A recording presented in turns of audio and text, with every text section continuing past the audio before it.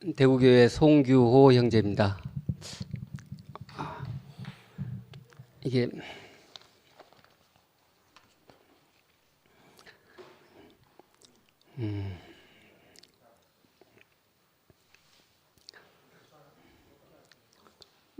예, 제가 지난주에도 전화를 받았는데 지난주에는 또 아들이 휴가 나와서 복귀시켜주고 하느라고 이제 시간이 안 돼가지고 이번 주 또 시간이 될 것 같아서 오늘 이렇게 나오게 됐습니다. 제가 참 어떻게 보면 대구교회에서는 성실하지 못한 그런 형제라고 생각할 수 있을 것 같습니다. 제가 목요일 날 참석률이 되게 저조한 편이거든요. 뭐 2PM에도 마찬가지인 것 같고 하여튼 항상 죄송스럽게 생각합니다. 예. 예. 상한 갈대를 꺾지 않으시고, 예. 오늘 제목이 상한 갈대를 꺾지 않으시고인데, 제가 대구교회 와서 이게 예. 이제까지 살아왔던 것을 생각해 보니까, 이게 상한 갈대를 꺾지 않으시는 분이 있어서 이렇게 살아왔구나 하는 그런 생각을 하게 됐습니다. 이게 다 어떻게 보면 이게 왜 오늘 내용 중에 보면 우리는 모두 다 상한 갈대이고 뭐 꺼지는 심지일 수 있다 뭐 그렇게 했는데 왜 그럴까 이제 그걸 생각을 해봤거든요. 내가 진짜로 상한 갈대인가 꺼져가고 있는 불꽃인가를 생각하니까 그 사람이더라고요. 이게 왜 그러냐면 육신적으로만 따지면 우리는 죽음을 향해서 가고 있는 겁니다. 어떻게 보면 계속 뭐 더 좋아질 일은 없고 아니 이게 뭐 좀 부정적인 얘기를 해서 죄송스러운데 그리고 또 뭐냐면 내가 인생이기 때문에 내 마음대로 할 수 없는 것들이 점점 많아진다는 것을 이제서 이제 깨달아가는 것 같습니다. 젊었을 때는 그거를 모르고 그냥 이제 내 마음대로 산다고 살았는데 결과적으로 보니까 그 결과물들이 쭉 이제 이게 20대, 30대, 40대, 50대, 이제 60대 뭐 가면 갈수록 그게 이제 결과물들이 쌓이는 것 같아요. 그게 이렇게 어떻게 보면 자기 마음대로 살려고 했던 사람들, 자기 뜻대로 좀 해보려고 했던 사람들, 그게 이제 가면 갈수록 자기 뜻대로 안 된다는 것을 알게 되고 또 그렇게 살았던 그 결과물들이 쌓이고 쌓이면서 점점 더 우리의 의지와 관계없이 어느 곳으로 몰려간다는 생각을 하게 됐습니다. 그리고 교회 생활도 마찬가지고 우리는 어쩌면 하나님 나라 2PM이 상한 갈대일 수도 있고 이게 꺼져가는 심지일 수도 있다는 그런 생각도 들고 근데 참 그게 오늘 보니까 그걸 꺾지 않고 끄지 않는 그 긍휼히 여기는 분이 있다. 그게 참 이건 내가 살아온 것도 그것 때문에 살아왔구나. 이게 은혜구나 하는 그런 생각을 또 한 번 했습니다. 이게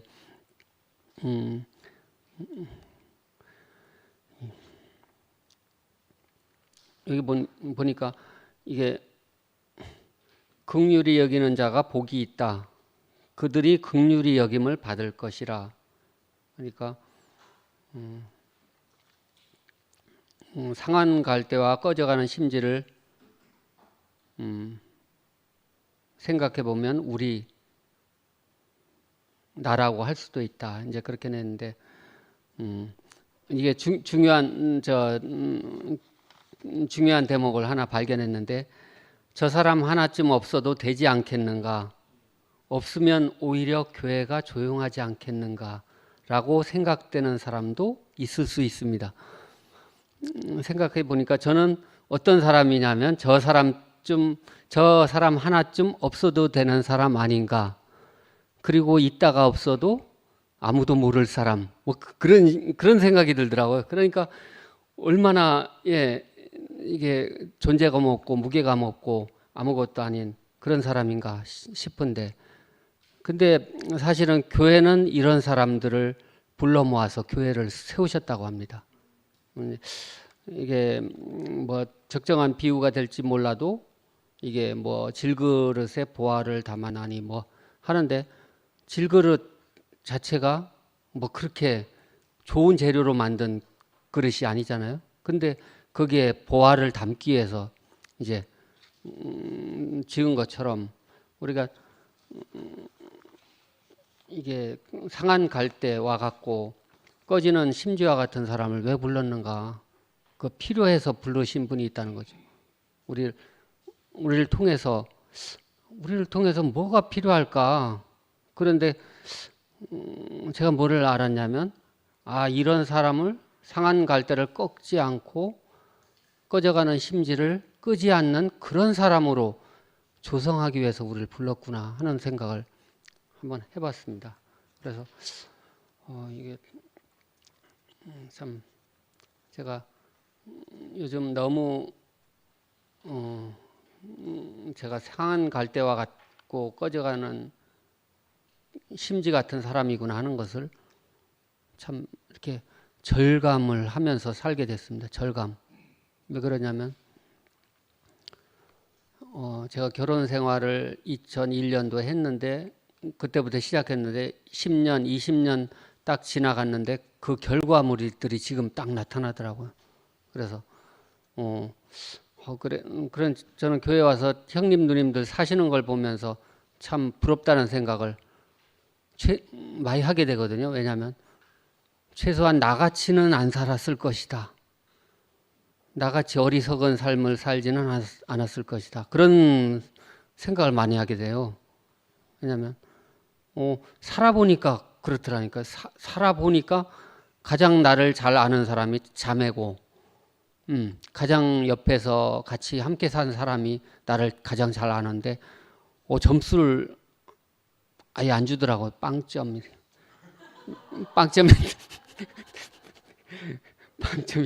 빵점이 됐습니다. 빵점이. 이게 뭐 이제 뭐 열거하려면 끝도 한도 없는데, 제가 애 열어 놓고 살게 된 것도 어쩌면 제 뜻대로 산 결과였던 것 같아요. 이게 둘이 합의해서 그래, 인생을 설계해서 살았으면 그런 게 없었을 텐데 그게 전혀 없이 그냥 제 욕심만으로 살았던 것 같아요. 사실은 뭐 거기에 오늘 말씀에 뭐 누구를 핑계를 대지 말고 누구를 탓하지 말라고 탁했는데, 사실은 도준이 형 역할이 조금 컸습니다. 권도준. 왜냐하면 그 도준이 형이 이제 어렵게 이제 딸 쌍둥이 애들을 얻었기 때문에 저를 보면 항상 부러워했습니다. 아들 하나 더 있어야지. 아들 하나 더 있어야지.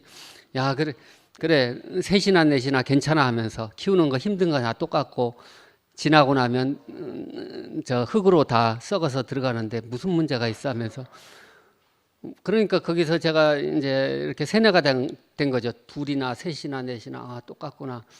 죽을 때 다 썩어서. 그런데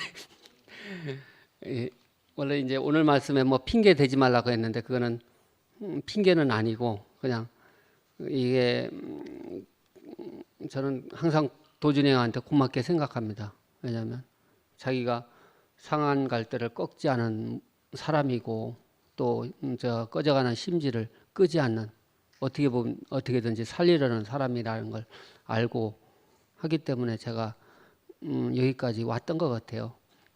왜냐하면 제가 교회 와서 제가 사회성이 좀 떨어집니다. 사회성이. 그걸 어떻게 하냐면, 제가 이런 고백을 한 번도 한 적이 없는데, 딱 오늘 말씀이 끝나고 집회가 끝나고 딱 나갈 때 딱 가면 외롭구나. 누가 얘기할 사람이 없네.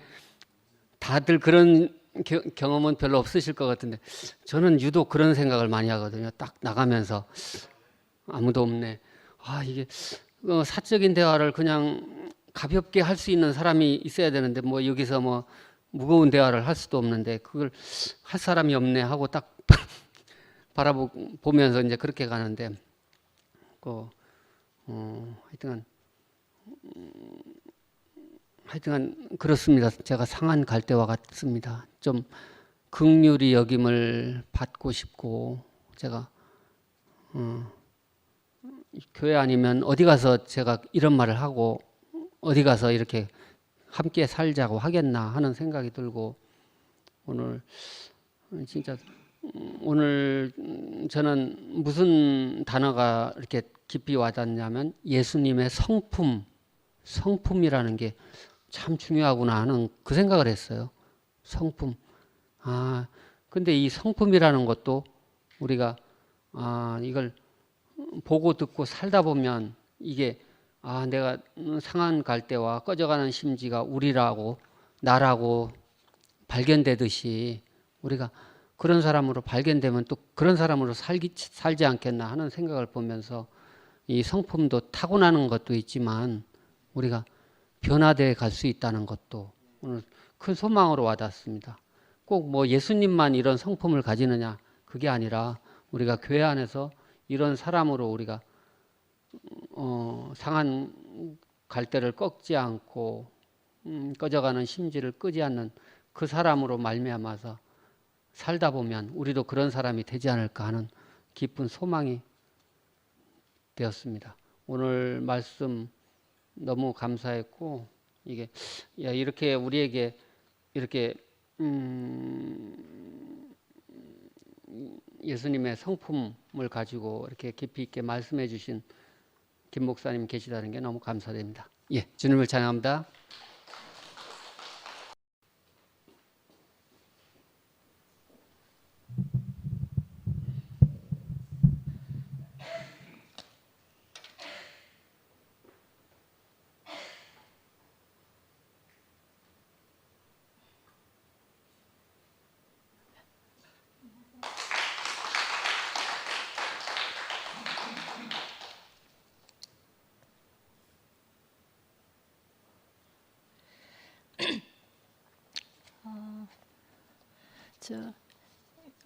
중집회실 들어오기 전에 상근이 오빠가 이제 저보고 은수가 오늘도 재밌게 해달라 이제 이런 요청이 들어왔는데 저는 교회 안에서 소원이 하나 있거든요. 제가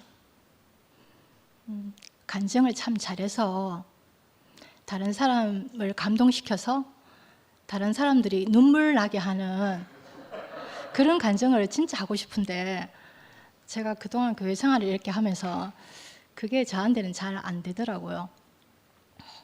제가 간증을 하면 사람들이 다 웃잖아요. 우는 게 아니고. 그래도 이런 모습도 이렇게 좋아해 주시니까 너무 감사합니다.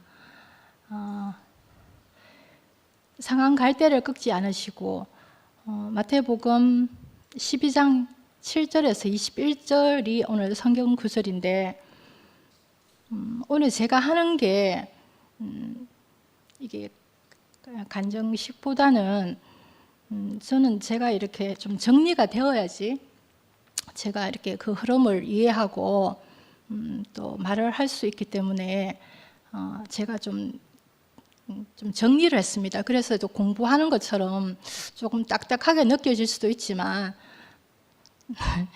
재밌게 들어주세요. 마태복음 12장을 먼저 내용을 살펴보면은 1장에서 8절은 안식일에 제자들이 그 밀리삭을 잘라 먹는 사건이 기록되어 있습니다. 그래서 인자는 안식일의 주인이다.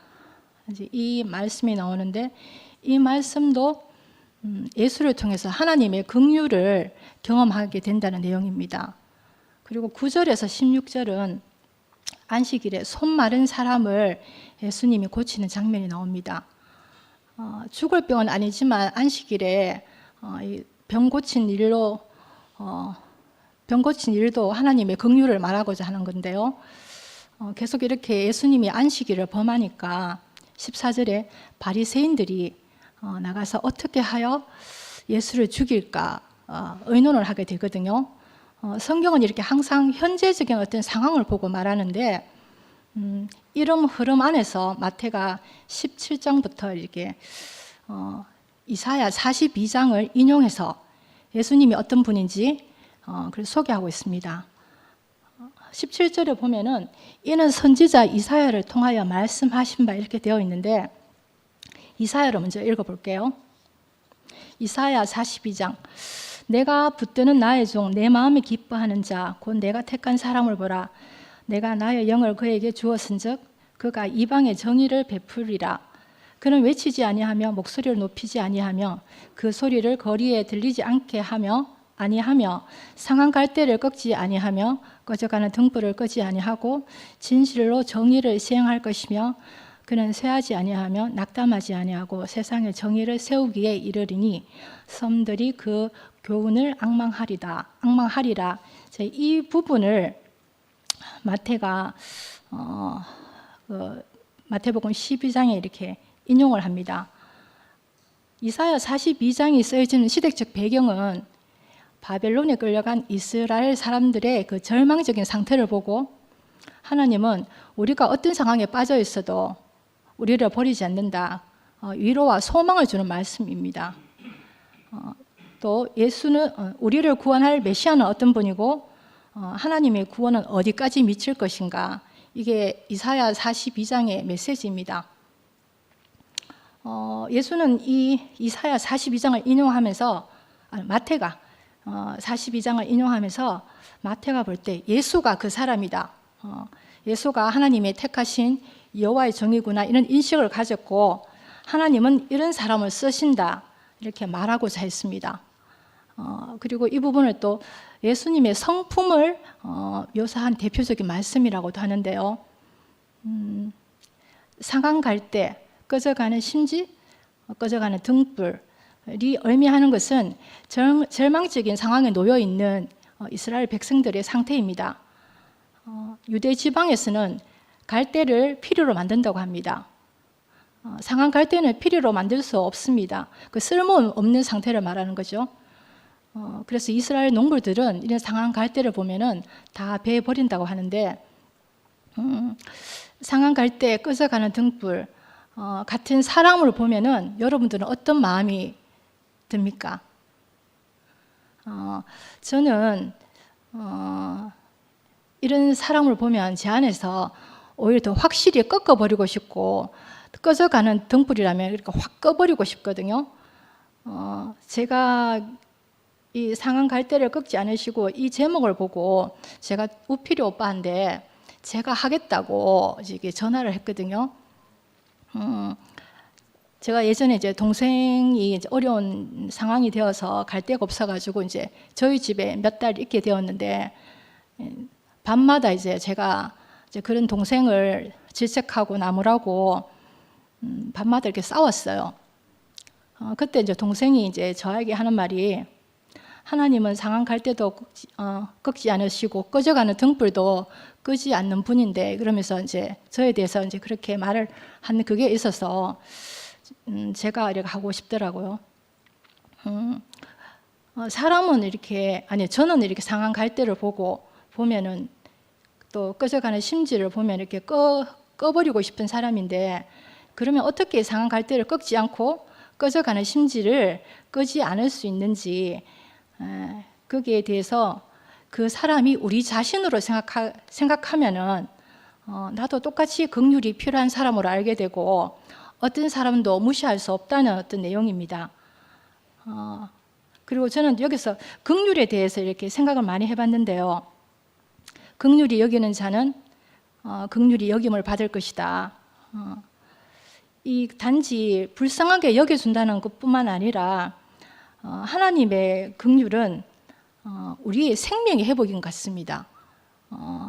그 김 목사님 말씀에는 우리를 위축시키는 결함까지도 하나님이 다 쓰신다. 그 결함 안에도 그 하나님이 생명을 넣어 주시니까 우리가 회복이 된다. 이제 이런 말을 하셨었거든요. 그리고 또 저를 이렇게 생각을 하게 된 문장이 이사야서 안에 그가 이방의 정의를 베풀리라.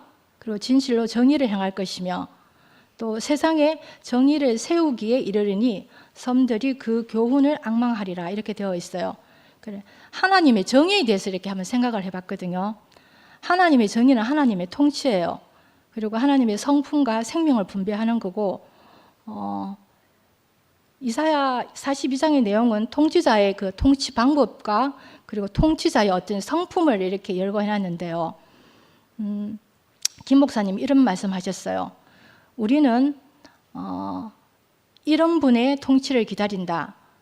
일장연설을 하는 사람을 기다리는 것이 아니라 소리 나지 않게 임하는 통치를 기다린다. 이렇게 말씀하셨는데, 제가 지난 그 목요 집회가 이렇게 끝나고 집에 가면서 너무너무 행복했거든요.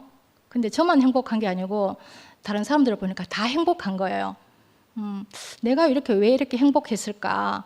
그리고 또 상근 오빠는 왜 저를 보고 그렇게 행복했을까? 되게 그 시간이 너무 행복해가지고 다시 그날 그 간증들을 제가 다시 듣게 됐어요. 우리 아내는 늘 부자 가난하다. 그게 대해서 자꾸 나도 모르게 정의 내리려고 이렇게 하는 부분이 있는데, 그날 마지막 간증까지 다 들었을 때 우리의 그런 개념이 다 날아가는 거예요.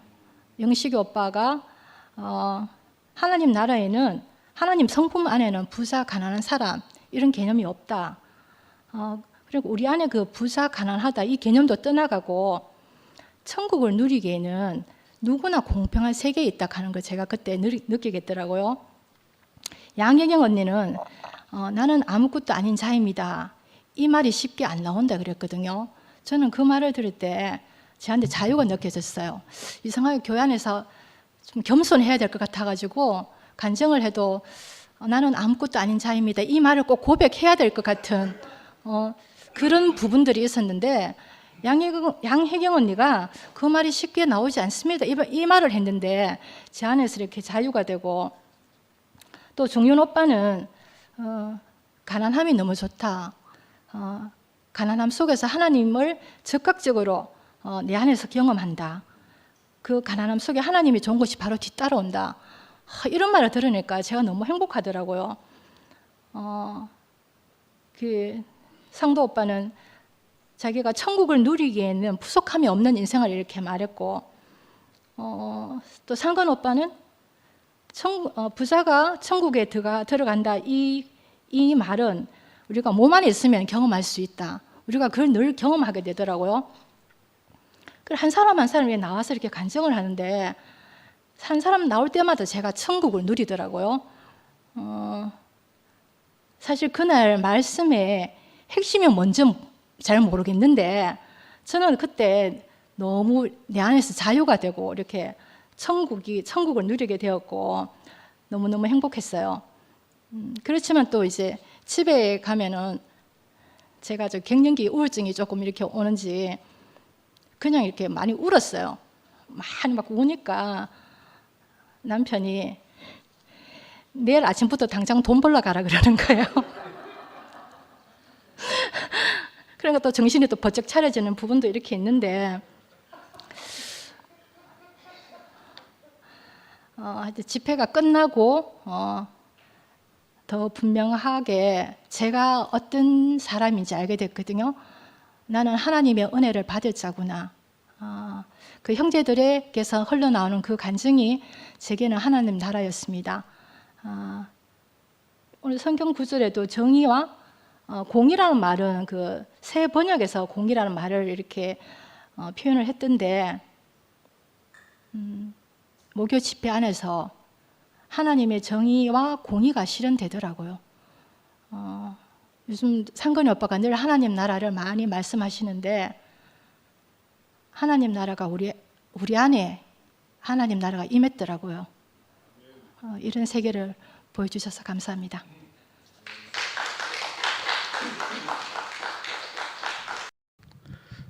네, 안녕하십니까. 저는 어떻게 말씀을 시작할까 고민을 많이 했는데, 제가 이제 우리 교회가 제가 왜 왔나를 생각해봤어요. 왜 우리 교회를 오게 되었을까? 사실은 그 전에 저는 조금씩 다른 교회와 접촉할 기회가 있었어요. 그리고 또 가톨릭의 누구 소개로 교리 과정도 한 달 정도 다닌 적이 있었어요. 그때 뭐 파티까지 하고 이제 그 6월절에 대해서 성경에 그런 기억도 나고. 그런데 결과적으로는 이제 다 짧게 2년이 끝나고 못 했는데 대구교회에서 이제 30년간 아직까지 떠나지 않고 언제 떠날지 모르지만 정착해 살고 있습니다. 그 이유가 무엇일까 생각해 보니까 다른 교회들과 차이는 상당히 합리적이었다. 우리 교회는 예, 제가 성경을 몰랐지만 전혀 이질적이지 않았고 그에 비해서 이제 다른 교회들은 상당히 신비적인 내가 이성적으로 이해할 수 없는 신비적인 것을 많이 강조했지 않았나 이런 생각이 들고 지금 생각해 보면 이제 우리 교회가 그 합리적인 교회에서 지금 신비적인 교회로 많이 변해가고 있기 때문에 이렇게 변했기 때문에 갈라져 있지 않나 이런 생각도 해봤습니다. 그리고 이제 이게 신비적인 것은 어떻게 보면 상당히 맹목적이잖아요. 뭐 한 가지로 뭐 선포만 하면 되고 하나 되게 굉장히 간단해요. 어떻게 보면 굉장히 쉬워요. 우리 집에 보면 마지막에 항상 마치는 게 같은 구호를 외치고 딱 마치고 이렇게 예? 상당히 좀 상당히 쉽고 간편한 것 같더라고요. 보면 편리하고. 그런데 이 합리적인 것은 상당히 또 오류에 빠질 위험이 상당히 많더라고요.